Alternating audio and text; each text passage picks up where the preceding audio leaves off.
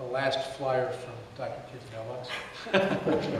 You can tell we have a bipartisan house because we've gotten everything. So, Ms. Simons, the Yancey campaign has said you voted to raise student meal prices, cut teacher jobs to increase pay for administrators, and gave the school superintendent a BMW.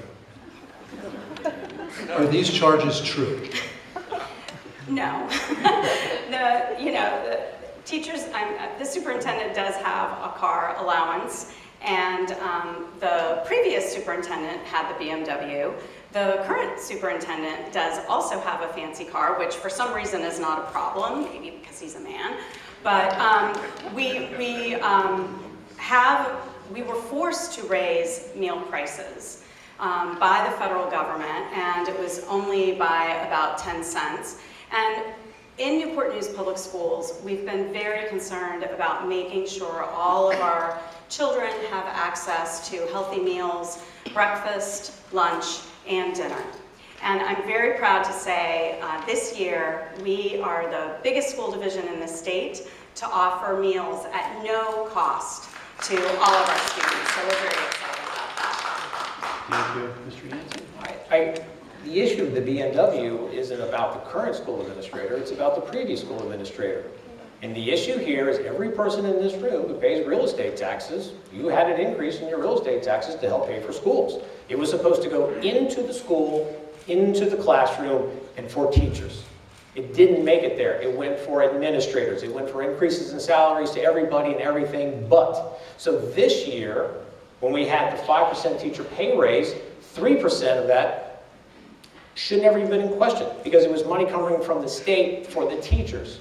And yet we couldn't get there. So I got telephone calls from school board members, I got telephone calls from administrators saying, would you go down and would you help us? And I sent a letter on behalf of what we've been doing to the city council and to the mayor. I went down to the school board meeting before the city council and said, Mr. Mayor, please give the school teachers this income.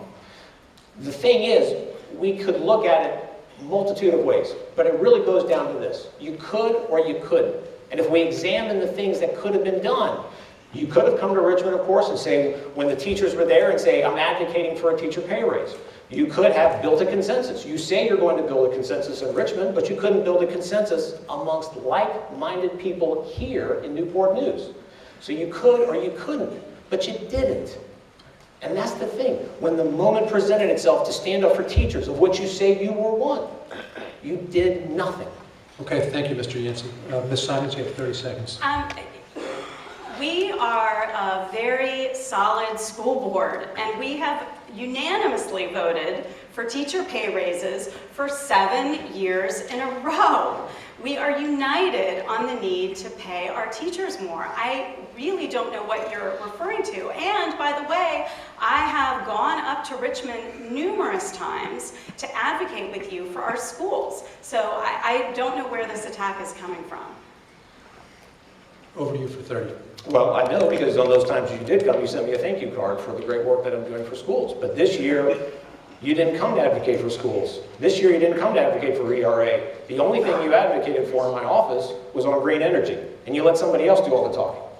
So this issue about teachers, to your point, I agree with you. Hold on a second. I agree with you that you have voted for those budgets. Yes, I agree.